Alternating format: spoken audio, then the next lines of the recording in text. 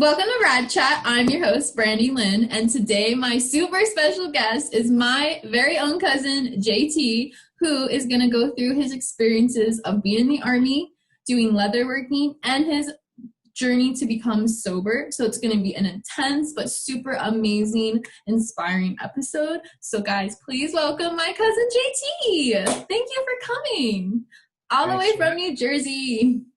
Thank you for having me on your show. Of course. Oh my God, this is super exciting. So just so people know, my cousin JT is on my dad's side, which I don't really see or experience that much for other reasons. But I've always stayed close with JT and super excited to just learn all your stories. It's so good to catch up with you, and especially a little bit behind the scenes. Yeah, super fun. So just to start, I guess the big thing is like growing up was a big thing of like knowing you were in the Army. So if you just want to kind of start on like what made you go into the Army, exactly what you did in the Army, kind of what tours you were on, if you're comfortable with that. Yeah, sure, absolutely. So growing up, I wasn't, I had more zeal than brains, I suppose. I always had an inclination for the military. I liked the organization, so I joined the Army 3 years after graduating high school. And from there, I went to Georgia in August of 2006 in the blistering heat, which is miserable. Rough. It's a miserable time. And from there, I graduated around this time of year, Thanksgiving, which was infantry school. And I got to come home for a little while. And then I was sent to Fort Campbell, Kentucky for the remainder of my Army career.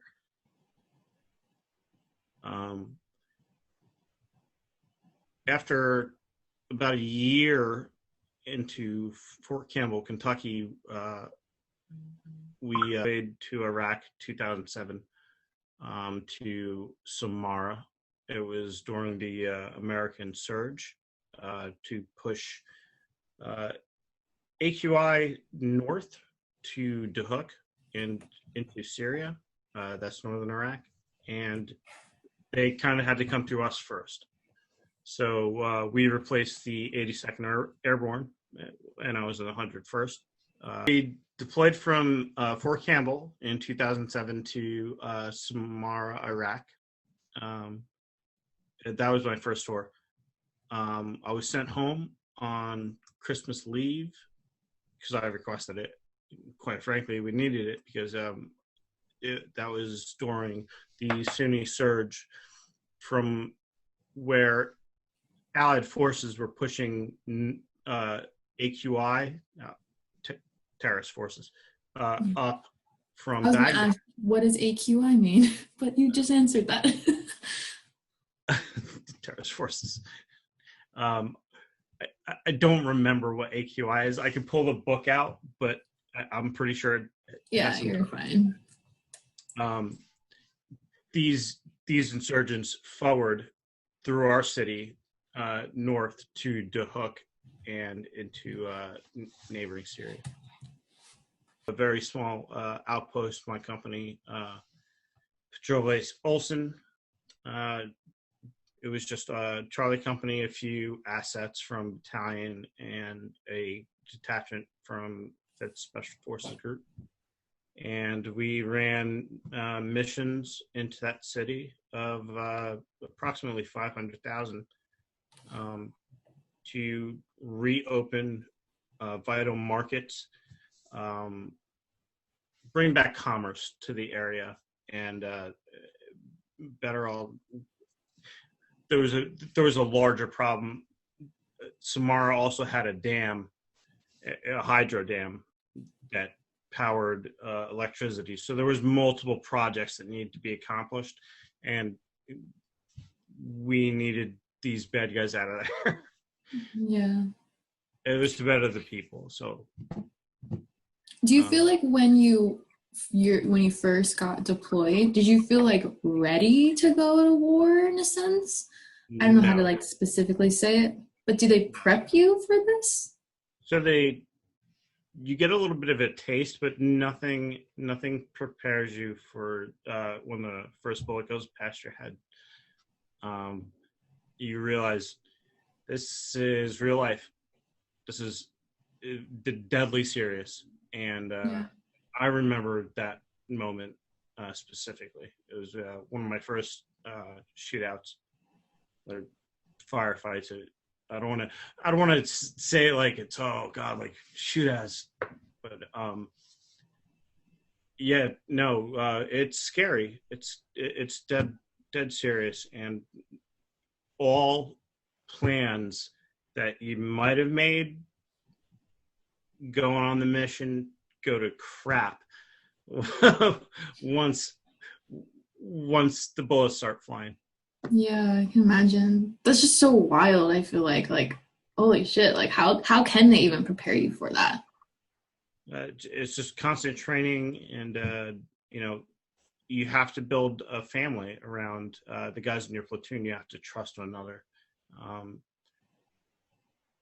you know, you have to rely on them because they're going to rely on you. And I want to go home. And Yeah. you know, you got to really trust your platoon, and they become your family, especially during training, because you're going to spend 30 to 60 plus days away from, you know, my first wife in the due to training. And you know, that's hard. That's hard on a family, and that's hard on someone's mental state. You know, not showering for 30 days, like what? Like Yeah. that's raunchy as shit. But that's infantry life. That's what you have to do. Yeah. What was your actual specific role or like title or in the So army? I'm 11 Bravo infantryman, and when I went to Fort Campbell, I became the radio operator within the platoon. So I was infantryman, plus I had to carry the radio, and it's a very rewarding job because you only answer to two people. Oh, that's good. Uh, it's the most stressful job because military communications never work. Oh, They're always like, "Oh no, my you know the frequency dropped," you know, so you're having to like run from truck to truck, like constantly fixing it, or somebody will touch the radio that's not supposed to touch it. close to. And So you're used to these internet issues then. it's it's like our internet issues. Too funny. But that's like I mean a good and a bad. Like it's rewarding because it's like you're the main person, but then I'm sure obviously super stressful to be the person that mandates the radio.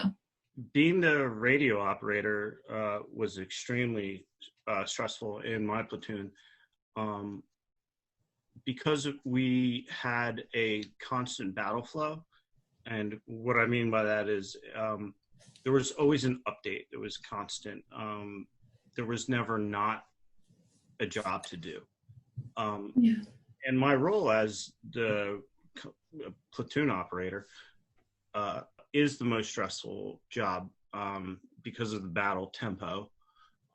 There's always a mission going on, and there's other forces that do come into our base at that time, and they require certain cryptographic. I don't know why I said it like that. They need cryptology, certain Okay. cryptology to communicate with us while they operate in our battle space. So you're kind of like always on a 24-hour schedule, aside from, you know, having to act as a backup medic because of my civilian side of it. And then, you know, having these forces come in, I want to elaborate, but you always have somebody coming into the base that's like, we have something to do out there. we can't tell you, give us your fill. And then you're getting someone's shaking you at 3 a.m. and saying, wow. go get to that, get to that truck. There's, 50 people sitting in there and they need a fill. And you're like, is it breakfast? What's going on? So Yeah, it's right. very stressful, but it's rewarding. It's rewarding because no one messes with you. Mm. It's like being an essential worker in, That's a good way to put it. like our certain times. So all those like crappy details, like who's going to clean the latrine, like who's going to do this, who's going to do, like you're excluded from it. Yeah. In my personal experience. That's pretty cool too, because then it's like, in a sense, like people would say like, oh, you just carried the radio, but like just by you saying that, it just seems like you're the most important person in your platoon at that point. I wouldn't say the most important. Well, I guess, everyone's super important, but like you said, no one's gonna mess with you because you have such a critical job that, like, if you're not up to date on your calls, I'm sure that would throw a lot of things up. Right. Especially there's an odd duality which exists between a radio operator and his staff, like not like his staff, but like the command staff. You're looked at kind of like I don't want to say like a hand to like a lord. Okay. But you are that person. Like I was a specialist and I'm assigned to my boss, who I talk to every day, I know every intimate detail about, is a captain. Yeah. So when we get in the truck together, you got guys in the back, we're all wearing headsets and comms. There is a line of officer enlisted that does get crossed, and it's not military proper, but you do get to see another side of your superiors. Yeah, I bet. When you're riding with them, and when you're privately on comms with your platoon and squad mates. So that has I guess it has a certain aura about it, because Joe Snuffy private isn't going to go walk in the lieutenant's or the captain's office, as to where the radio operator at the platoon level, I'm going to walk into the captain's office. Like, yeah. Hey, this is what it is. Like, my job is to relay your message, and being in an infantry platoon, that is essential. So, it's just funny how a rank and file can intermingle, and outside of the war become really good friends. Yeah. Oh, that's awesome that you just have a special bond in that sense. When you were going into war, did you know you wanted to be more a specialized role, or did you just kind of get placed there? No, so. Or I don't really know how it works, to be honest. So I enlisted as infantry. It's 11 Bravo in the Army.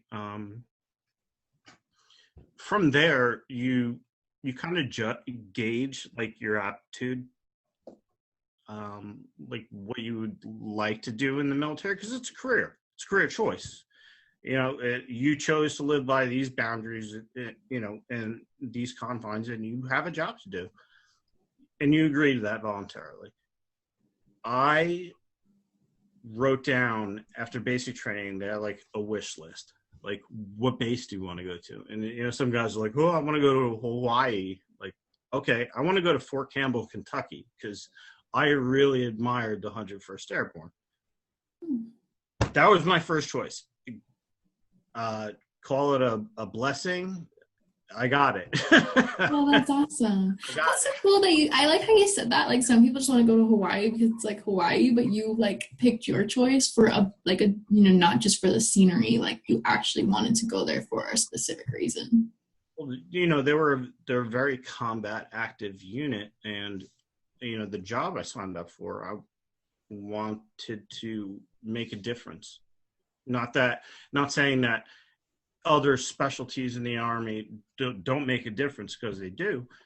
I wanted to make a direct difference, so that's why I picked that job, and I requested that unit. I got what I wanted, and I got the life experiences out of it, which some are bad, some are fantastic, and the lifelong friendship that I got from that really tallies overall. That's so awesome. Like that, like you made a wish list and then you like actually got to go there. That's so incredible. Like I feel like that's something you would never know unless like you're having an intimate conversation like this. Like really like, oh wow, like you aspired to go somewhere and you like it actually came true. I did, and I was quite happy. Mom and Dad, not so much. They like Kentucky. Typical New Jersey people. Yeah. But that's my mom. I'll say that. My mom was like, "Oh my God, I can't see you." My dad was like, "I went to Eastern Kentucky State University. Like, good luck down there." But I guess this is, since we're obviously family, but we didn't really grow up together in that sense. How did the family perceive you going to war? I just remember like my perception. Obviously, we have a 10-year difference, and I wasn't around as people know, we said it earlier, JT's from my dad's side, so I wasn't always around my dad's side that much. But I just remember being at great grandma's like 80th birthday, and you were like going off to war, or you had came back and were going again. I don't remember which one, but they put your picture up on the display, and it was like this big moment for you. And I just remember like, holy shit, like my cousin's like so honorable, and like so it was just like a great moment for you, and like you would just perceive it as like everyone's obviously super happy, we all support you of course, but how realistic was that like for you? uh, from the view of the family. Yeah, like did you get any like feedback or not good feedback, or just obviously they support you in what you want to do and like love you and pray for you, but did you get bad negative feedback or? I didn't get any negative feedback. From the family, it was very supportive. That's good. Our family, the Armenti side, or whatever side you want to call yourself. There is military background and history, and it's rooted. There's my phone. And it's rooted right. It's rooted right to you. I mean, you do possess, that warrior spirit, whether you like it or not. I mean, when you told me you went across country, your story about going across country, I was like, I didn't know that about my cousin. Are you insane? It's like that was a big move. That's a big move. But for me personally, I just honestly viewed it as a job. Okay. So it's good to know like different perspectives. Like, in like younger me just was like, oh my God, this is like a huge moment. But for you, it was just like, oh, this is just a job. Like, I'm just gonna go do this thing and come back. Right. But there's always fear. There was always a level of I might not come back. And one of the hardest things, when I came home from leave, it was my father saying goodbye to me, because I'd never seen him cry up until that day. And he had tears in his eyes when I was leaving to go back to Iraq from leave. And that I still hold that memory. I can see it very vividly to this day. That's awesome. Do you feel like a moment like that makes you also realize, like, of course, everyone's family and your friends and, relationships are super important, of course, but did it make you realize, like, going to something so scary and there's like that unknown fear, did it make you realize who really, like, really cared for you and really had your back? It definitely did. It was very humbling. Um, Looking at it later, and we're talking, almost 14 years now. Um, I'm grateful that the level of support that I had at the time, um, and I guess I might have taken it for granted. Did I say that right? Yeah, yeah, yeah. Granted, or Granted. yeah. Looking at it in later in life, you really know the love and support that your family is willing to give you, um, and that I guess that denial of that or numbness to it, it led to my addiction, I suppose. Okay. That I It's pretty crazy, like, people just kind of like, there's always an assumption, like, you never really know how people get into addiction, but it's always like the unknown of like what really led you there. Kind of like, not to, I know there's so many different things we have to talk about with you because you've done so many things and you've gotten your foot in a lot of different things, and it's really inspiring to learn all these things. But just to kind of like, is there anything else about being in war and that chapter of your life before we lay to the next chapter of your life so you would like to wrap up there? you know what war's hell. War destroys generations of people, and it's quite sad. Yeah. I could I could tell you a million stories of hurt and loss that I've seen or been a part of outside of war, even. But um, I think diplomatically it's necessary sometimes. I don't think to the full the full extent of let's well I'm going to be hesitant to loop Vietnam into this, but the insurgencies war where people don't wear uniforms, and that's scary. That's a scary thought, because Yeah. the one day you could go to a market and everyone's friendly, and the next day, why is that market abandoned? Like, Mm-hmm. because there's a 12,000 pound bomb on the corner, Yeah. and I say that jokingly because I've hit a landmine. I've been blown up. I've been a little too Okay. close to some, EOD detonations. it's That's it's crazy. it's It's just so, but like for you, it's like normalized because you were there. But for someone like me that has no idea, it's like so crazy to be like, oh yeah, it was just by a landmine, no big deal. But like that was your reality. That's what's like, I don't know. I feel like I'm so honored to hear your stories because obviously, like, you know, you don't ever want to totally ask people about their experiences, but I'm grateful that you're wanting to share your experiences. sure. I mean, that's part of personal growth too. You got to kind of be honest with yourself and Yeah. address these issues at the forefront, um, and tackle them. And if you can't overcome them, I'm not going to be good in the job field that I'm going into if I can't go back and address the past. Yeah. That's a good point, and that's a really good segue into like you were just about to go into. So are you're on your journey of being sober. You've been sober for how long now? It's 3 years now. That's awesome. Congrats. Thank you. So you were kind of touching base on how, you went through some darkness or like you didn't know at the time how much love and support meant to you. How did you kind of, if you don't mind, I'll just be blunt, how did you get into your drug addiction? What was your drugs of choice, if you don't mind saying? Of course, whatever you're comfortable with. And then how did you find your way out of that? So let's start. Let's start with a paper I'm currently writing of it. Oh, okay, awesome. On Dr. Gabor's. It's called The Realm of Hungry Ghosts. It has a lot to do with trauma. There's no childhood trauma. That's the only thing I have against his book that I'm reading.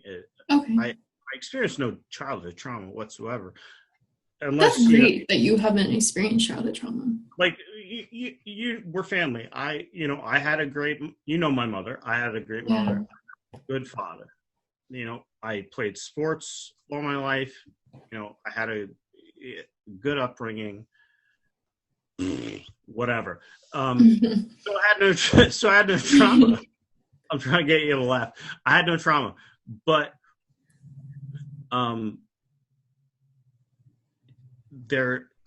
I guess you can say there was vicarious trauma, or after the war, I carried a lot of baggage, you could say, and to numb that stuff, it came down to, in the earlier stages of my addiction, it was cocaine and alcohol, because there are always there's always a co-occurring thing. So it's not that this is funny, but to interject, that was like George's go-to as well, cocaine and alcohol. You know what? So it must be in the family. To make light of a dark topic. Here, let me put it to you this way. Your father liked to go fast and hard, yeah?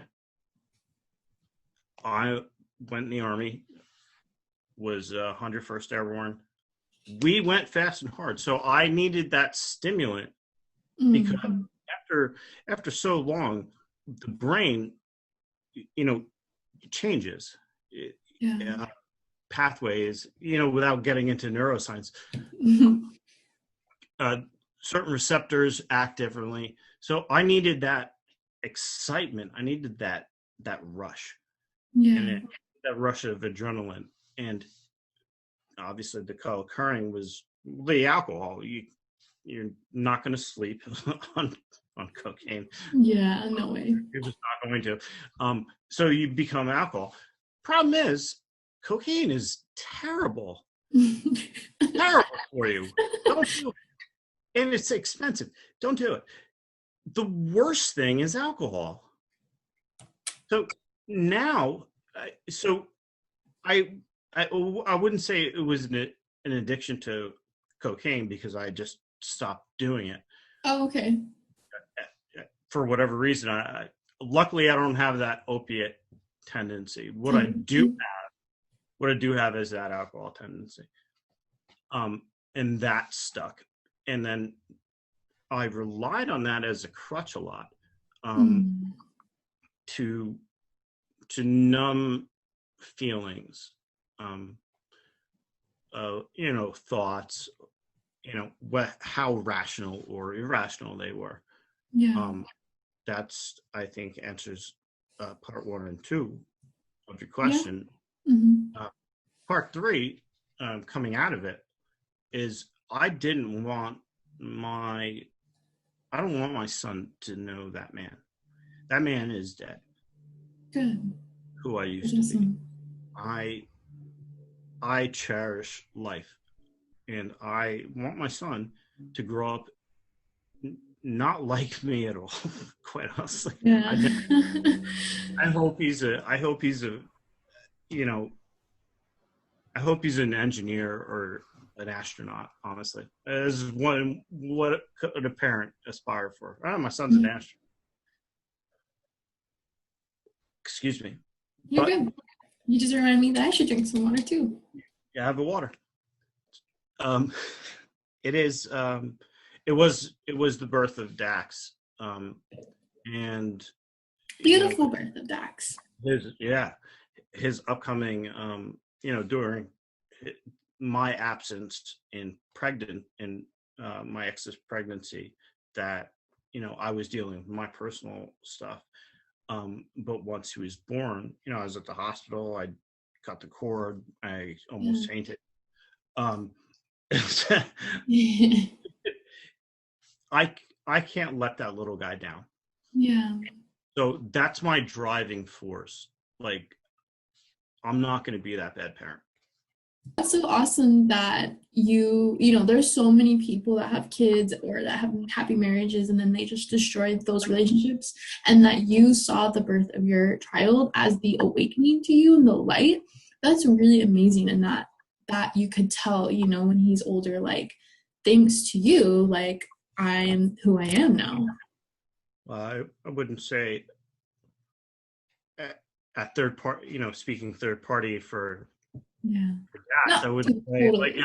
I'm the reason I am the good man. Yeah. I had tons of help along the way, like an untold amount of resources, people to talk to, girlfriends that I've had that, have children, Yeah. and, lessons learned from, those relationships carry over. Like what works and what doesn't work. One thing doesn't work for everybody. That's the That's true. important thing to remember. Find your own niche and then do it.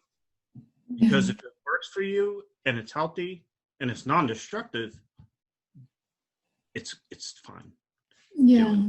Weird as it is, do it. See, I do appreciate that you said that it's not just one thing, of course. Like, I was just being, in the light of Dax. But that's true though. It really does take help along the way. Not that I've had the same issues as you, but I've also had certain darker moments, and I haven't gotten where I am with like help of like guidance teachers, guidance counselors and teachers, and like other people's parents that helped me. So I definitely agree it does take help to get you to be the person you are. But at the end of the day, you have to make those steps to take the help and not have too much pride where you won't get the help. Or like you take it upon yourself to also listen to these people and take that in and then become better than you were. Yep. Like I said, pride almost killed me. So put that aside. Do some, get yourself in a good place, get healthy again, get right, and then you're gonna see that, like baby Dax, he's gonna flourish because of my abstinence. So that's a good thing. If I could do one good thing in life, it'd be, raise him properly. That's so amazing too, just the fact that you now have this like next chapter in your life too to look forward to. Like, you got past, it's like every chapter in your life makes you who you are, and now you're on that next chapter, which is also probably super exciting, just the chapterhood of fatherhood. Now I know, like, we're all dying to hear about your precious boy and that chapter, and because I think in life we don't get anywhere of growth without talking about the dark times with the light times.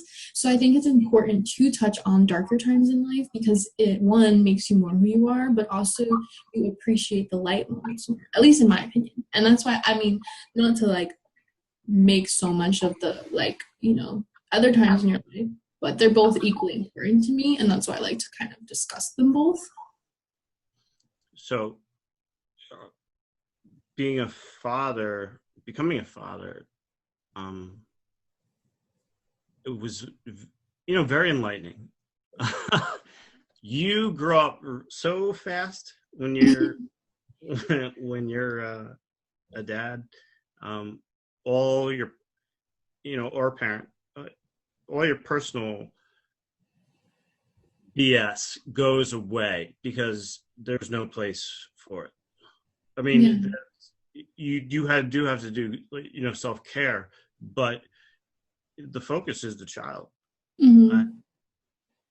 For me, I want, in my recovery, I'm going to be very forthcoming with, my son, when it comes time for questions or, stuff like that, or, things I've done.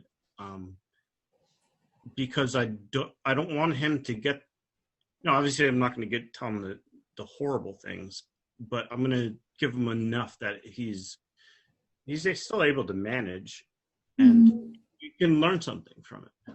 Yeah. I think that's a good value of paternity. Yeah. Being a father is scary. Anything, I don't care what you've seen. I saw my son being born, and when the nurse said, "Would you like to cut the cord?" I cut the cord, took 2 steps back, and one of the nurses, like the head charge nurse that was like overlooking Katie's delivery, was like, "JT, you should really sit down." And I was like, "I'll put the scissors down." Like, and they're like, "Why do you still have the scissors? Drop the scissors. Like, just sit on the floor. Just sit on the floor." And I didn't realize it. Like, I was blanking out. And, aside from all like the garbage and the dark stuff that I've seen in my years of firefighting and combat, nothing prepared me for see to let alone cut my son's cord, but then to see this little baby come out and open his eyes for the first time, and I was just so overwhelmed. I went pale. I had to sit down. I think it was 20 minutes before they let me even hold the child. Wow, that's so incredible. I mean, that's so crazy to think, like, oh my God, you've seen so much in combat. You also were a firefighter. You've seen so much there. And then to go through, addiction, and then to maybe because it was such a light that came out, like, oh my God, this is my kid. You were probably even overwhelmed. I was there. There is a picture that I admire. I'm very fond of. It's on my phone. It's the first time I'm holding my son, and you'll have to send it so we can link it. I'll try to send it to you. I'm in like a plaid shirt, but it's I just got my color back. Like I'm just so elated. Like, oh my God, I'm holding a little baby. Yeah. And the feeling of that is crazy, because one of the nurses would come in. The children have to go for tests constantly. And I would get defensive, like, "Where are you taking him? Where are you taking my child?" No, my baby. And I got my ex-partner. She's just sitting there like, "Oh, he has to go this, for this." I'm like, "I have no idea where he's going. But somebody's going to take my child." You're automatically protective. Yeah, it's super protective. Comes out of you. That's super awesome. Do you feel like you've always wanted kids? Like, I mean, was that ever, like, you said you kind of knew you were into the military, you wanted to go to the military, you volunteered. Was there something that did you always want to have a family? I I always wanted a little, I always wanted a daughter. Okay. And I always wanted just one child, and I just wanted to be like a happy, like kind of a quiet marriage, but life doesn't always go the way you plan.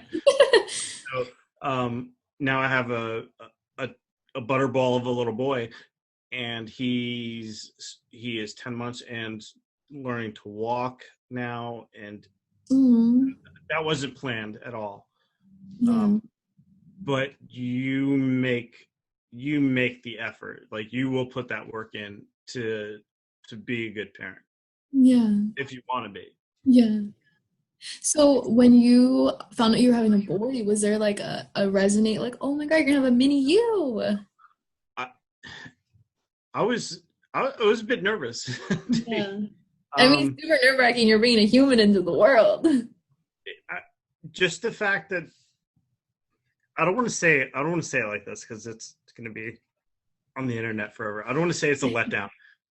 It was like, all right, I don't have to be that, like, I can't be that kind nurturer that I had dreams of or aspirations of being. Like, now I have to be that dad.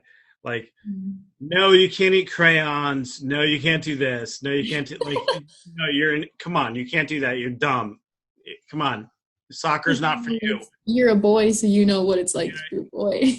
Yeah, you gotta, I'm that typical, I'm gonna be that typical 80s-ish, 90s, early 90s parent. Like, that's how I'm gonna be. Like, because that's how, that's in my mind, that's how to raise a child. But I'm gonna do the obviously the best I can. Yeah, that's so amazing. Like, also, I'm sure, like, because I'm not sure if it cut out before, so going back, I'm sure it's so just magical having like bringing a child into the world, especially because of like all you've seen and all you've done. And then especially like when you've overcoming your addiction and being sober and now having your son, like, dude, that is so magical. And now you're like, obviously you've grown so much and you've seen so much, you have all this experience, and now you're gonna like raise this little boy. Like, how does that make you feel so fulfilled now? Like, maybe out of all the despair you went through, and now you have like something to live for, and like that just seems so magical from like especially your situations you've been through. So from coming out of, I would say coming out of the, like, the dregs, and being as low mentally and physically as I could be at the time. Now having that little boy in my life, it's one of the happiest joys that I'll ever experience, I think. That's amazing. It's so amazing too because it's like, oh, I mean, it sucks that I'm all the way over here. So when I come home, I'm gonna have to meet him for the first time. You're gonna have to. You make your Yeah. time. Yeah, it's so amazing. Just like knowing, like, it's just, I don't know. I think this is just so fun to connect with you, even if it's on Zoom. Just like learning your story and learning your life. Because even though like we're family, but we don't know everything about each other. I didn't know so much about this. Like, I didn't know about your addiction and becoming sober. And I feel like feeling closer to you because my dad also like had addiction, and so I feel like, oh my God, I feel so much more bonded to my cousin. And I think it really just resonates too of like, I think we're bonded too because I also preach in my life to be truthful and like, getting over the shame. Like, I feel like I felt a lot of shame in my life too for a lot of different reasons, and maybe reasons that were like put on me to feel shame. And you grow and you just carry it with you, and then finally when you kind of shed it and you're like, wait, this is who I really am. This is like what I went through. This made me who I am. It's so amazing to like have a conversation with someone, cousin or not cousin, just someone that can talk about their life in an authentic manner, like where they say like, yeah, I've been through this stuff, and maybe someone else in the world has been through this stuff, but you can get past it and you can like find that light and bring that magic. Well, that's the ultimate goal, I think, in the counseling field that I'm in. It's to bring people out of that darkness and show them, like, hey, you can have a great life. Like, it doesn't matter. Don't let your past define you. That was yesterday. Today's a new day. And so sally forth, and in my line of field, fix bayonets. So we're gonna get through it, and that's what it is. Yeah. When you finally decided, like, you were like, wait, like, I can actually, like, use, like you said, use the things you're good at and, like, make a career adjustment now, a new path. How was it, like, kind of scary going into counseling, or did you feel like, I'll be fine at this? Like, I feel like for me, if I had if I went through what you've been through, and I went to see a counselor of you, I would be like, oh my God, this guy is so authentic. Like, he's literally been there. He's not just someone that went through school and is preaching bullshit. Like, you've legit been there. I think that would make you a better counselor times 100. So 54% of counselors are ex-addicts. Oh, okay. Good. That makes more sense. So, because we know, what good is somebody who doesn't know? If I was to try and give you a lecture on Led Zeppelin, you'd laugh and tell me to shut up because I know nothing about it. Okay. If mom's gonna watch this and be like, he doesn't know Led Zeppelin. Very little I know about them, but I'm trying to make the comparison. If I was to tell you about the deepness and the neurological and psychological effects of long-term narcotics use on the body, you might find it boring. You might find it boring. So when I found out like I was good at that, and I'm not a natural, I wouldn't say natural speaker, but I present well on something that I know about. And that's one thing I know about. And that's one thing that I can help change somebody. So that's when I put it into perspective, said, okay, I've been through it. I changed. Let me help somebody else. Let me go through the schooling. And when I went through the schooling for it, I'm 36. I'm in there with like 18 and 19-year-olds, and they don't have a clue. And a lot of my professors are like, you know, I'll never forget this. One of my first class was an intro to social work class, and I went to the professor. I was like, "What's APA format?"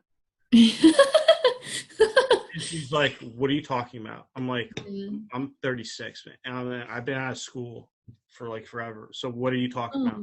She's just like, it's funny because it used to be MLA, and then at like, the end of college it changed to APA. They changed it, and she's like, "Look, Joe, just write it. Just give me a 300-page paper. No, I mean 300-word paper about what you think, and we'll call it even. And next semester when I have you, we'll go over the APA stuff." So then I was like, "Okay, this sounds very nice." So, because when I had to take that class again, well, not take the class again, but when I heard next class, she's like, "I hope you know what ATA is. Like, here's a library and go find out." You know, and that's how that was. And I was like, "Oh God!" But you know, in school, with the age gap, I don't want to say, I'll call them kids. Kids kind of gravitate around experience because they want to know, because they don't know. They're just going into the field. Even if they have their master's degree already, they're going into getting their CADC licensure.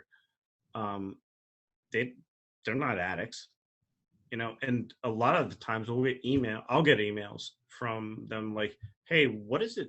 You know, what is the difference between this, and, you know, what are the withdrawal symptoms? How long does it take?" You know, and they want that personal opinion, and I'll give it to them, and then I'll back it up medically with.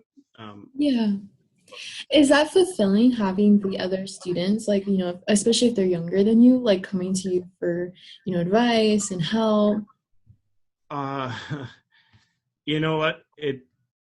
It's tiring. Because I'm not their counselor. Yeah. I'm one of their peers. I'm just a student. And, you know, they, at one point, 2 semesters ago, they were calling me, you know, I had a few people call me with like serious issues. And I was like, I can't talk to you about, like, I have to tell somebody about this. It violates the program code of ethics. You know, so there was one girl that had a substance abuse issue, and I made it known. You know, I had to make it known. I was like, "Look," to the teacher, I was like, who is a licensed clinical social worker, like, so and so is not doing well. You need to check up on her. Yeah. And that's all you can say. Nice. But I think that just shows that the genuine person you are, like, you know, you're going into this field, you have to, you know, apply by it. Yeah. And I'm sure in hindsight, that was the best thing that happened to them. Thank you. Yeah, like the help of getting someone's higher attention, you know? Yeah.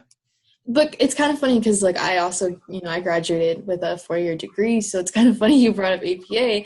I always wondered how because I went to college right after high school. I put myself through it.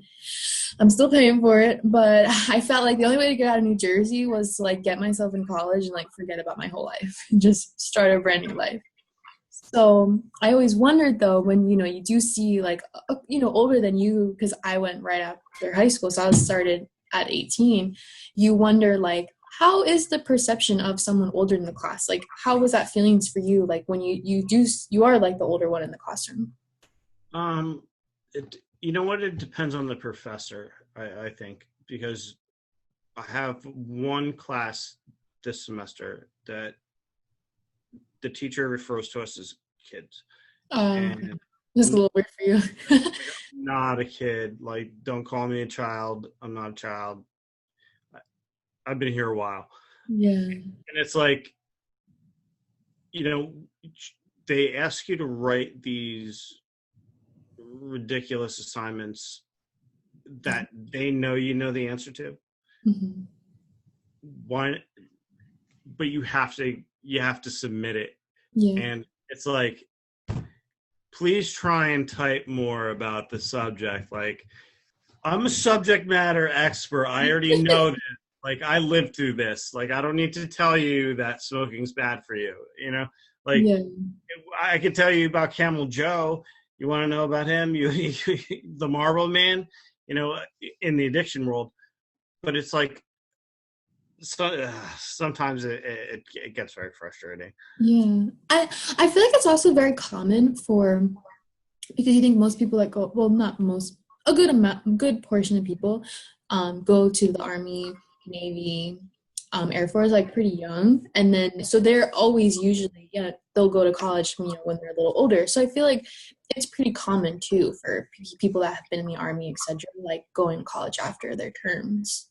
Well, you know what? Despite what anybody would think, we're not actually really liked on campus.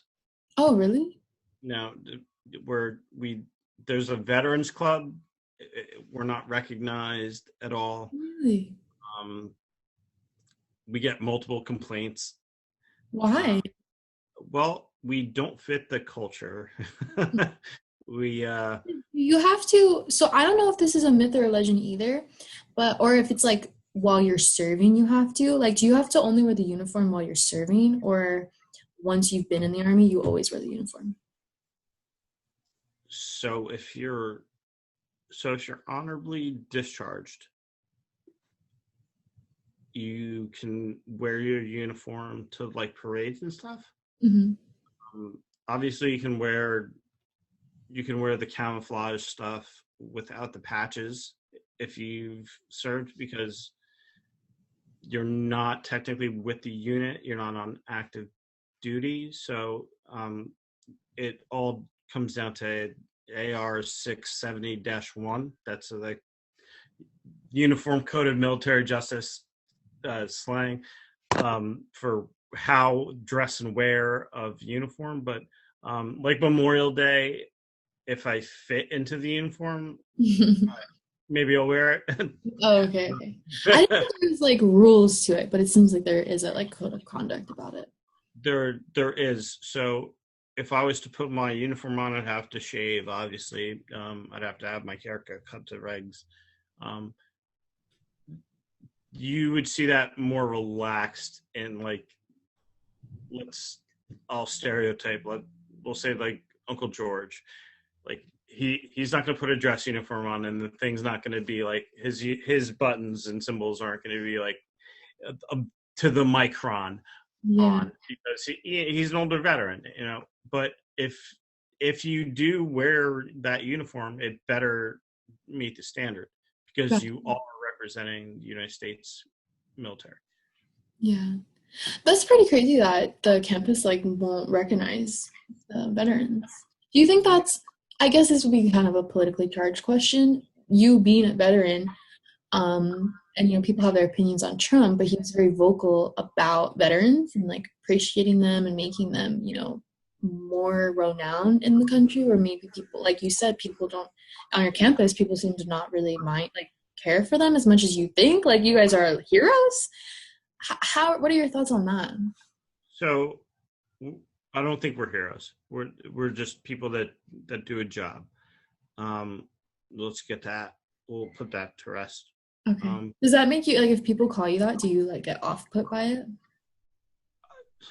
um, not, I wouldn't say off put. I'm just saying, like, I volunteered for that job.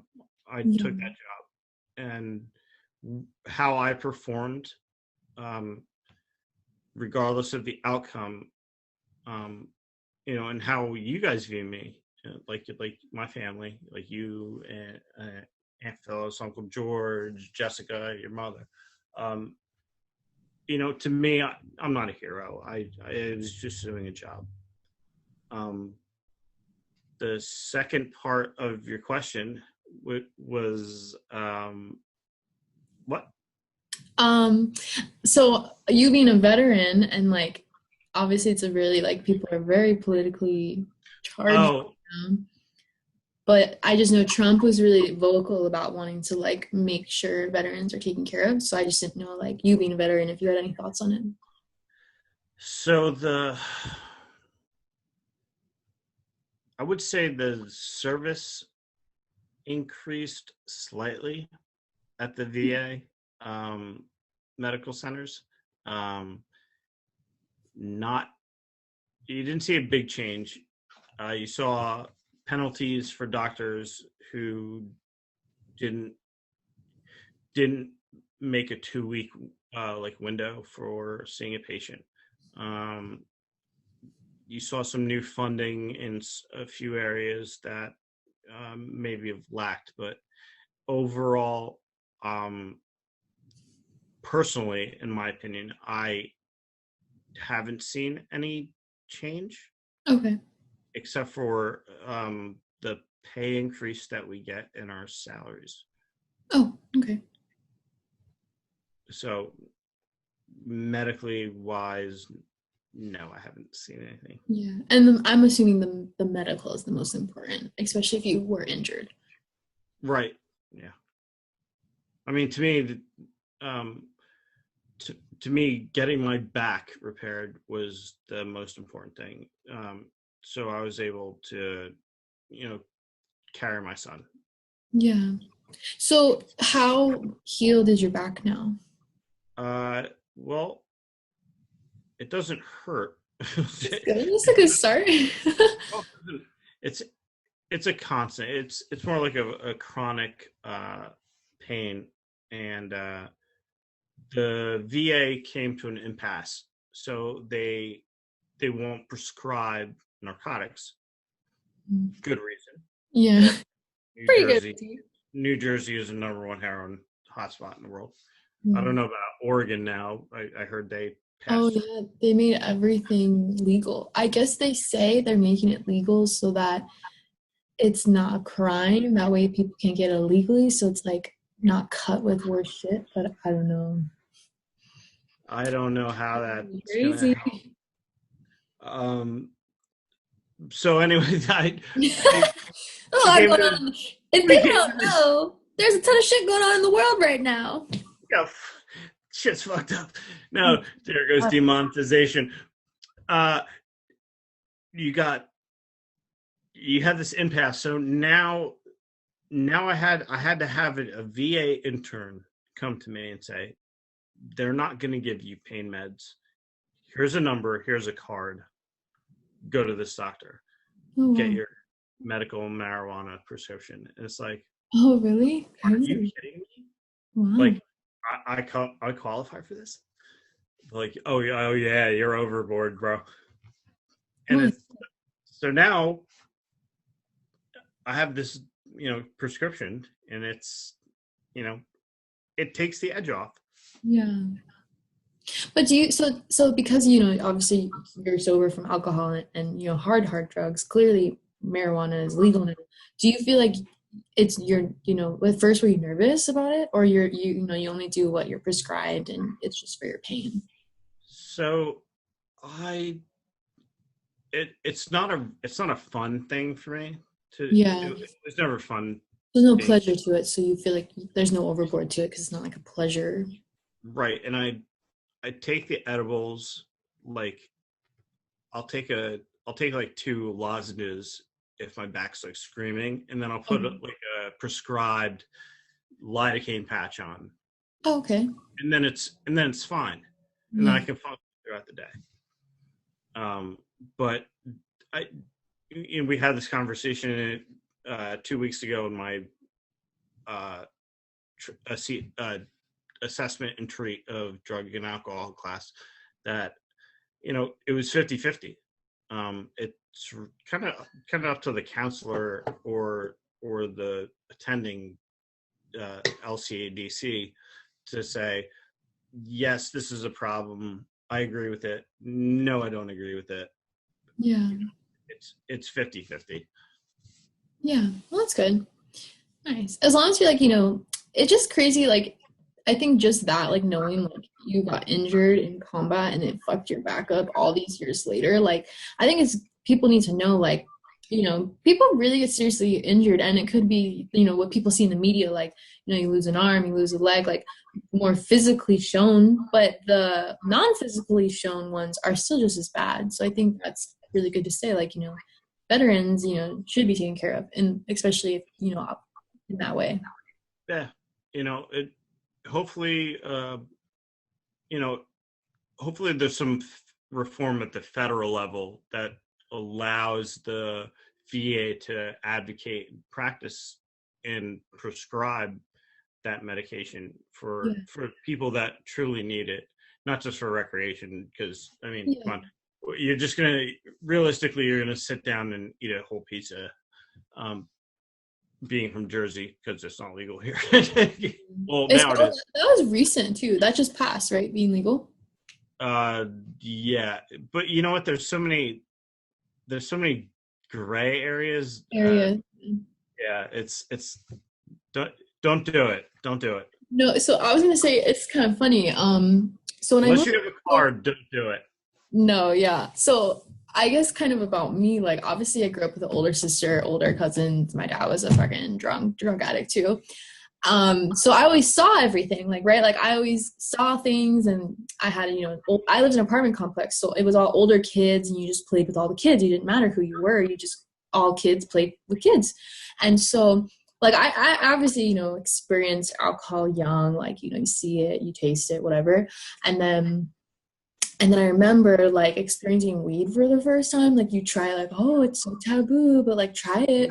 And I remember trying it in the wood. I remember I think I tried it for the first time maybe with, like, Carrie and Jess, which I don't know, it's out of the bag now, but, like, super, like, just a puff, like, barely even did anything.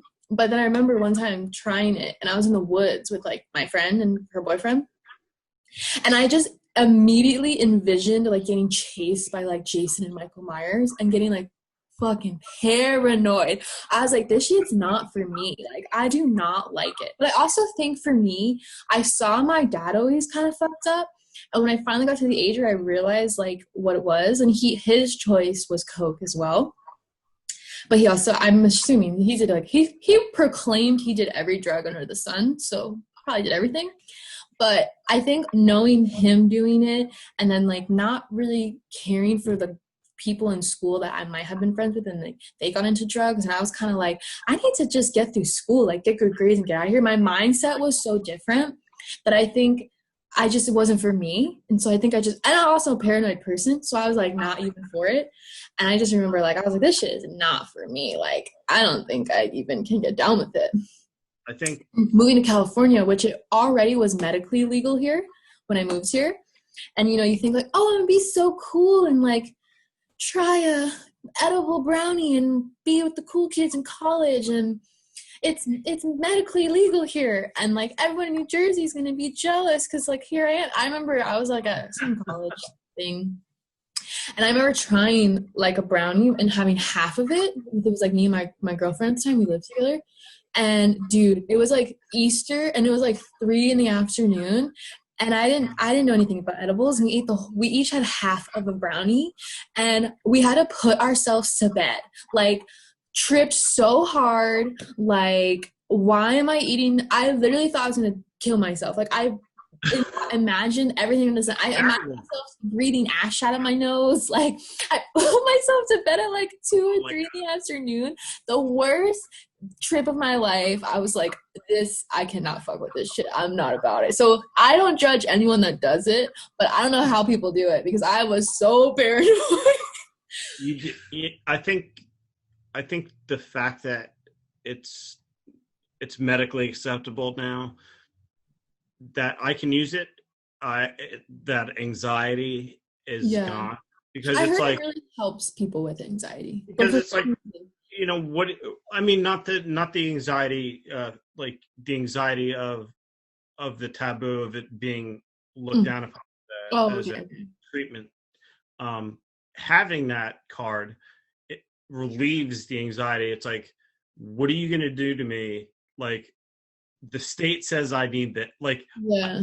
doctors say this is the last option for me. Like, Yeah. what do you want me to do? Yeah.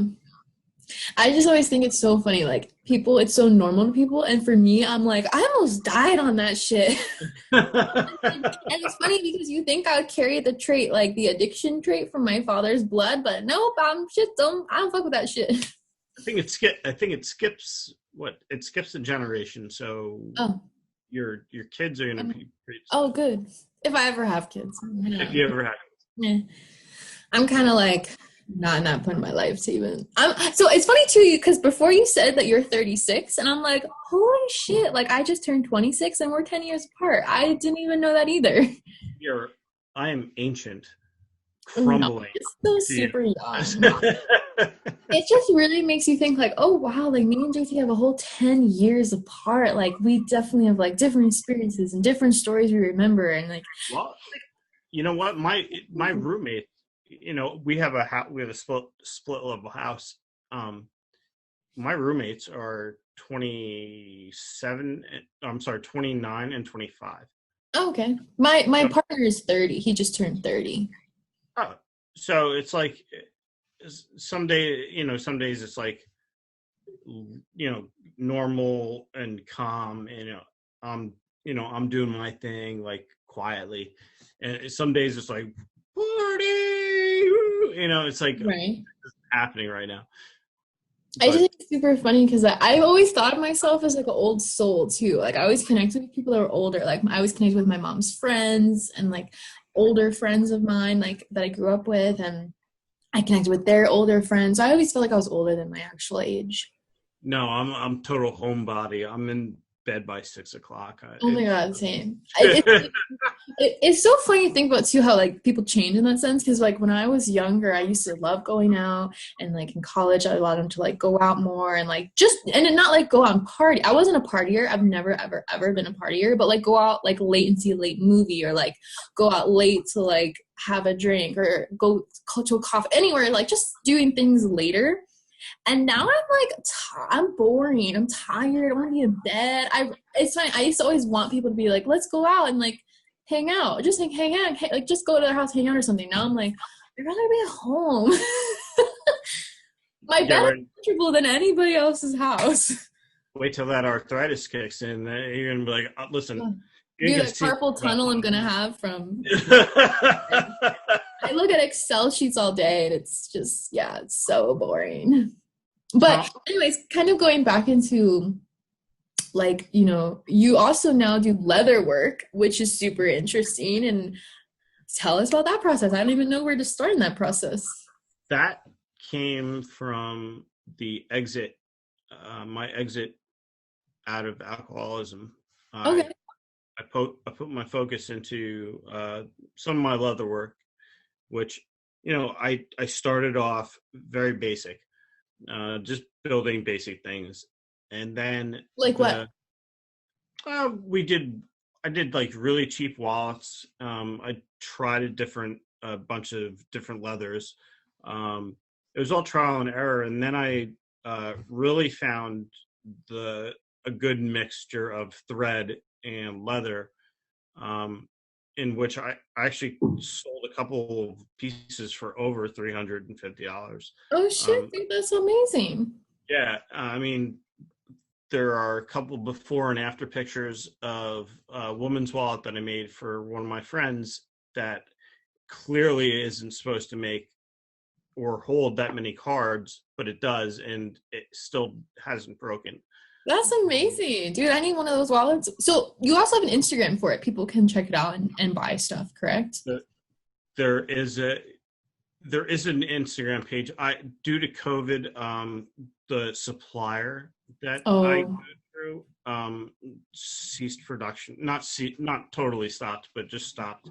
just Um, yeah, because I mean, the world's crazy right now. yeah, So I mean, honestly, who's buying leather handbags and stuff right now? Nobody. yeah, They yeah. want Lysol. So It's toilet paper. over here anyway. So so the last major piece I made was a bag for it was a pouch for one of my friends that was going to Woodland School up in Pennsylvania. And I said, you can have this as a gift. If you destroy it, bring just back the button, because it was like a very expensive closure like a ridiculous closure that I had, and had like sew into the leather and have a special tool to crimp it. I was like, just bring back the button.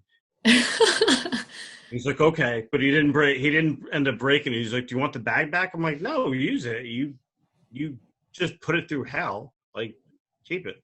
Yeah. But that would have been the most expensive project that I You worked on? gave away. That's funny. What is it about leather that you really came fond of? Because it's, you know what? I guess it brings harmony. Every hole punch, every stitch, um, affects how the piece is going to come out in the end. So, just focusing and lining that up and drawing that energy and putting that energy into something that's going to become beautiful and something that somebody's going to enjoy and Yeah. make a couple bucks off of. That was my real motivation for it. That's awesome. Do you like you were self-taught then, I'm assuming? Oh yeah, totally. I mean, I had no idea what I was doing. I went to I think it was Hobby Lobby. I bought Oh, I love Hobby Lobby. We have one here too. I went to Hobby Lobby. I got some basic tools, and then I ended up going to Tandy Leather in, I want to say, Lyndhurst. Okay. Maybe it's Lyndhurst, or Lyndhurst. No, I'm thinking Lakewood, New Jersey. That's on the shore. Oh, okay. It's Where, Lyndhurst. what, I don't even know what current city do you live in now? Berkeley Heights.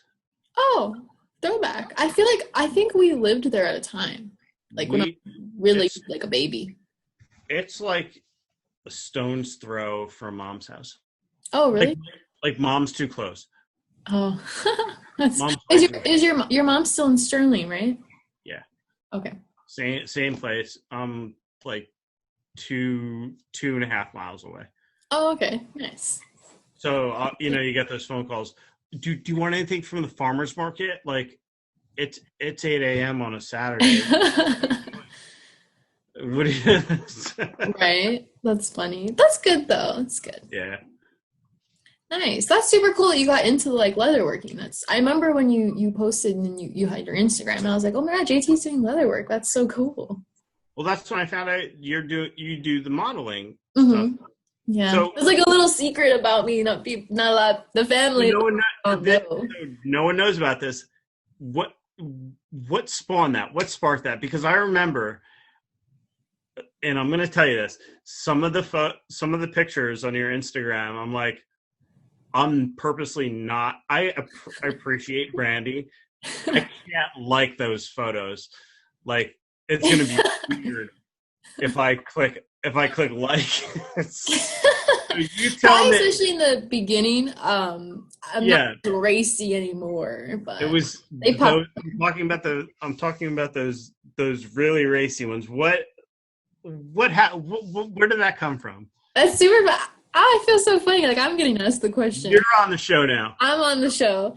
It's so funny. Okay, so I guess in long short form. So when I was in middle school, in beginning of high school, actually it's odd. I guess I have to thank ZZ for it, because I guess someone that knew her was a photographer and saw me like on her Facebook, and I had my bass, like I had a bass guitar, like a picture of me in the bass guitar, I guess, because I used to play bass guitar, kind of, and they reached out and asked me like, oh, like, you know, you're cute, like, would you want to be in a photo shoot? And I was like, this is also a time in my life where I thought I was fat every day because dad called me fat. Everyone called me fat. I thought I was ugly. Like, I just had no self-esteem at this time. And I was young, too. So someone reaching out. You know that's not true. And thank you. And someone reaching out to you at such a young age, that's like, oh, my God, you're beautiful. I would love to, like, take your photos. I was like, holy shit. Like, you want to take my photo? So I was super, like, oh, man, I'm down. So I remember having my first photo shoot was me and my bass guitar. And then I did another photo shoot with this lady. And I thought, like, the crazy thing is that being so young and going through no self-esteem, and then to, like, be on the photo shoot with this photographer. And as I'm, like, getting my photo taken, I shined. I was like, the camera's on me. And it was like another me came out of me. Like, I didn't know that person. Like, I was like an alter ego, like, came out, was like loving it. And I remember, it's funny too, because I must have had it always in me, because looking back, I used to always tell my mom, to like take my photo on the first day of school, like, take my photo, look at my outfit. Like, I would always ask my first grade or kindergarten teacher if she liked my outfit every day. Like, I was like always trying to feed off people's attention. And so I guess it was like, it made sense, like, why I must have fell into it. So then I do those photo shoots, and then I did like casting calls in New York City, and dad made me late to all of them, and it was miserable because he was always late, and I was like, I really want to pursue this, but no one supported it. Like, everyone thought I was silly. I was never going to go anywhere. It was stupid. I'm not good enough. I'm not going to be famous, which I'm not famous, but like, my dreams were crushed. And so then I did a couple things in Jersey, and then like I did a photo shoot in Pennsylvania, just cutesy little photo shoots. But I guess also I was like going through so much of my personal life that like doing photo shoots made me like feel confident, and I never felt confident. I still struggle with that, but I'm a lot better now that I'm older. Anyway, so fast forward, I went through a really terrible senior year of high school. Like, junior, senior year were just like shitty, hated myself, wanted to kill myself, moved cross country. I don't know if you know this, but I literally like hated everybody. Literally hated everybody. I had like nobody on my side. I had a lot of drama in life, and I literally packed all my shit up. I had a lot of guidance counselors help me apply to college and like steer me in the right direction and get into school and like figure out how I was going to go to school and loans and all this shit. And then I packed all my shit up, everything I belonged to me, in my little shitty car, and I literally drove cross country all by myself. I did it all by myself. No one's help. And so I come to California. And then when I'm in California for like once I got adjusted, I started to realize kind of who I always was. And like, I grew up with a tattooed family. I grew up with a biker family. Like, tattoos were like meant I was eventually going to like get in that world. So then I started getting tattoos. I mean, I got 2 in New Jersey when I was younger, but I really started to get like big pieces. And I realized that the tattoos made me also feel confident. Like, oh my God, this is like sharing my story, because all my tattoos had double meanings. Like my Alice in Wonderland is basically the whole story of my life, like in every character. So it was like very in depth. I was very like philosophical, and my chest tattoo has meanings, and everything had big meanings to me. And then when I realized like, oh my God, California is known for tattoo models and alternative ways and inked and all this, like, I realized that I found my niche. Gotcha. And then it just was super fun. Like, so I really, modeling for me is like a side hustle. Like, I have my real job that I went to college for. And then modeling's like the side hustle fun job, because it's really fulfilling. So it's like, it's not really a job, because I love to do it. It's the career you wish was your real career, but you can't rely on that. So, but because of my tattoos, you have to like, you do photo shoots that show them off more to like, you know, show off your tattoos. But now I feel like I'm more like influencer-y, where like I don't have to just show my body all the time now. I understand. Totally. But I also got older too, and like, I don't know, I have a serious relationship, and yeah. Well, when it started, I was like, what in the world is going on here? Like, congratulations. Like, I knew you went out there. I was like, congratulations. She's doing, like, in my mind, in my perspective, like, she's doing what's making her happy. And then I'm like, it's probably not appropriate if I like these. Like, what do I type? Like, congratulations, good job. Like follow your dreams, Brad. Like, how do you convey that over? And like, so that was always like one of those weird things where I'm like, yes. But this is actually, it's good you say this, because this is actually a great conversation, because it's very, like, social media is so misconstrued, right? Like, you probably think like, oh, she went to California, and then the next picture is a modeling picture, and you just fill in the blanks of assumption. Like, everyone does assumptions. But like, behind the scenes, I had 3 jobs. I was in college full time, and then I side hustled with modeling. But I would only post your modeling photos because it's like cute and oh my gosh, like, attention.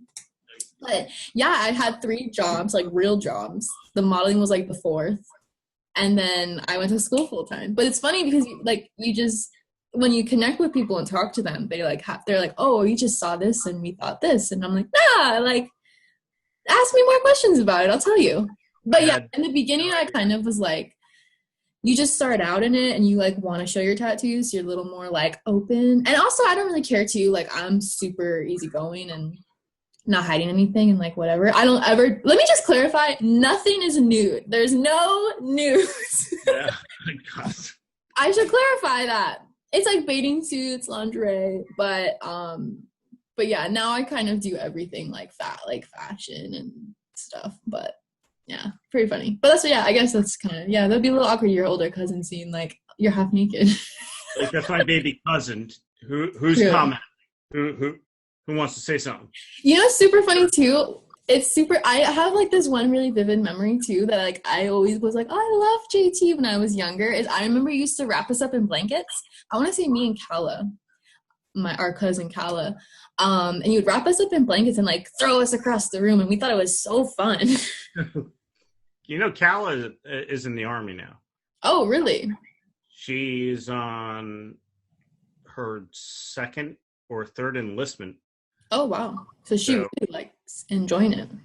She's in a very small unit. She does mortuary and veterans mortuary affairs specialist. Okay. So she goes and makes. There's no easy way to say this. She goes and recovers dead soldiers. That's crazy. Wow. It's so crazy too, because I feel like I don't really talk to anybody on Dad's side. So it's even crazy to like learn that. She's getting married. Oh shit. And she's getting married? Yeah, she's getting married. They just announced it. Oh shit. Congratulations, Kala, if you ever watch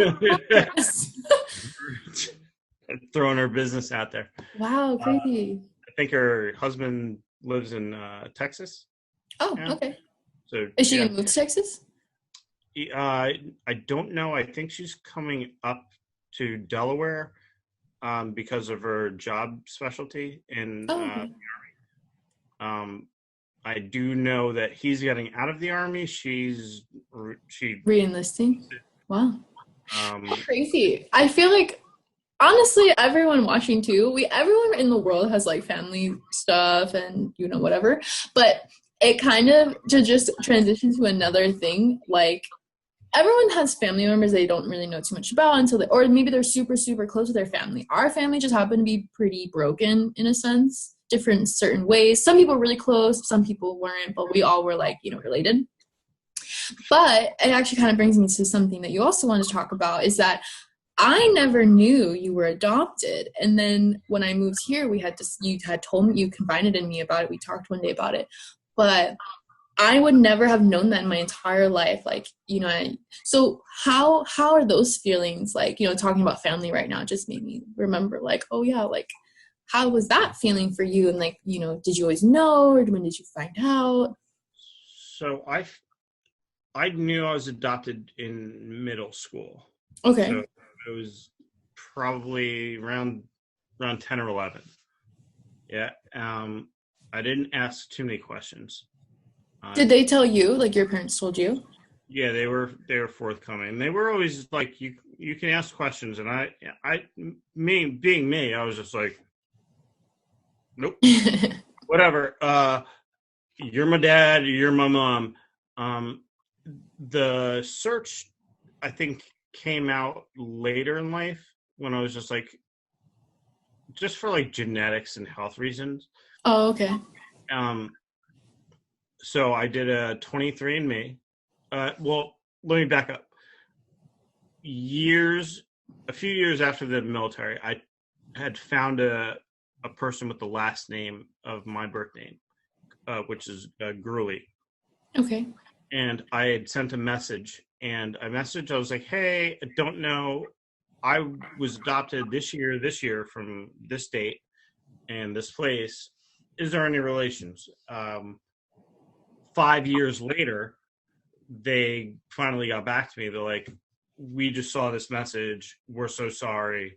Like, let me contact your mom and give you guys a phone number. So I ended up meeting Patricia, my sister, uh, my brother Carlos, not too far after. I met him on Christmas, and a couple of years ago. And then on Insta, when I did the 23andMe, I found my youngest brother, Matthew, Oh, wow. just moved out of Jersey to California just Oh, before we made a connection. oh, wow. How funny. Instagram. So it was it, the it wasn't a shock. I was kind of like relieved, like, all right, here's my other half. I know who they are now. You Yeah. know, I'm in contact with I'm in contact with them at free will. They accept me as family. I accept them. Um, but I have a mom and I have my father, and that's who raised me. That's who it is. Yeah. Um, but there isn't any like favoritism. I don't play favoritism. I don't harbor any feelings like that. Yeah. But that's awesome that you have a really positive story about like knowing you're adopted, growing up feeling like just the same and then meeting your adopted family. Like that's awesome that you have a really positive story about that. Would you guess I'm not Italian at all? I had no idea. Like, okay, so also people don't know my dad's side is my full Italian side. I'm 50-50, 50% Italian. My mom's all Polish, so 50% Polish. That's all I know. So it's so crazy because when you say you're adopted, I was like, what? Like, you look like Italian. You look like the family. So I'm Irish, Okay. French, German, That's actually Jess's real dad. My sister's real dad is a little German, I think. She's a little German. little German, and then I have like there's 9.9% Nigerian. Oh, wow. So So that's it where was the like, color comes from. yeah. So it's like, oh, who would have thought? Like, I didn't Yeah. know. Like, I would have never, if I didn't take the DNA test, I would have known. No. Was it But weird to find out you grew up in an all Italian family? Was it weird when you found out you weren't Italian? yeah, a little bit. But I think my mannerisms, like growing up, uh, kind of gave it away. Like, I always had a knack for German.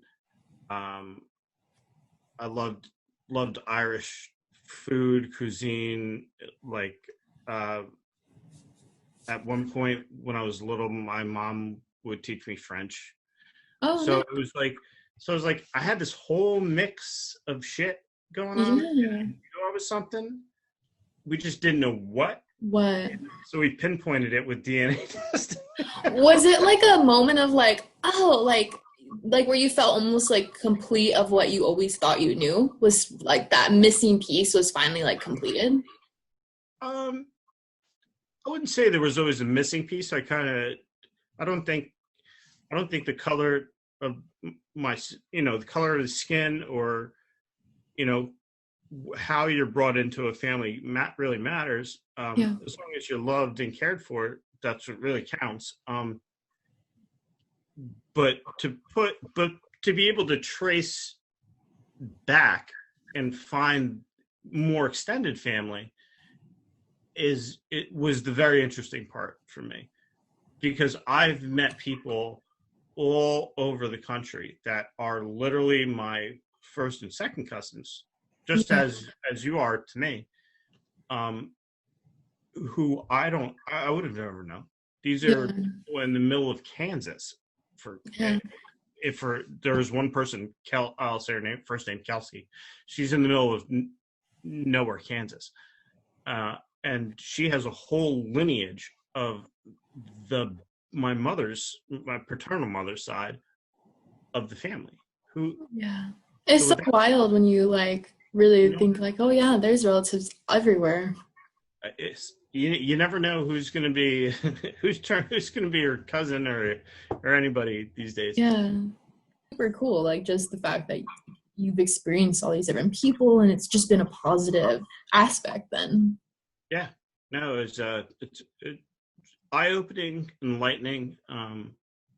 Really brings you in the world of another people's shoes, and especially another side of the family that I didn't know I had. Yeah, that's awesome. So I feel like it's just, this was so incredible just to like learn so much about you. Like I could literally talk for hours and just like catching up and like stories we have. I guess like, you know, just to kind of sum things up or wrap it up, is there anything like advice you would give anyone watching, or just, you know, currently you're going to be a counselor, which is so amazing. I'm like so proud to like know that like that's your path. That's super awesome. You're raising a beautiful little boy. What are kind of some like last parting words or things you would tell someone watching? If there's I'd say watching, I'd say, you know, keep your eyes open and keep your heart open to your family, and because you don't know who or what personal experiences they might have gone through, because you never know. Just like me and you have discovered each other today, that's not to say any followers don't discover something new about themselves tomorrow. And I know you wanted to see Dax. Yeah, let's see him. You want to go get him? Yay! All right, let me go run and grab him. I'll be right back. Yeah, of course. Yeah, Ratchet, we want to see the cute little boy. JT's little boy. Hold on. So while we're waiting, I'll just kind of ramble on. So yeah, just a little backstory. Me and JT are cousins on my dad's side. My dad's side, I would only really go to visit on like holidays or special events. So I didn't really see my dad's side a lot. It was like a little, you know, family drama. And so it's really cool that we've always connected and stayed connected. And this is really awesome to do. And I'm so thankful for it. Oh, look at him. Oh my God, that's your little boy, dude. Oh my God. This is a little Dax. And he should have longer hair. Oh my God. He should have longer hair, but I give him a buzz cut, which is one great. Because once his hair gets over his ears, I consider it disorderly, and I give him a buzz cut. He has a JT scowl. Oh, little mean mug. He has that mean mug. Yeah. He's precious, JT. Oh my God. He's my main man. He's my buddy. That's awesome. Oh my gosh. So sweet. Well, on that note, what a great end to an amazing rad chat. Thank you so much for being so open and honest about your stories and your experiences, and then sharing us your little boy. No problem, Brandy. Thank you for having me on your show. Of course. Oh my God, this was so amazing. So thanks, guys.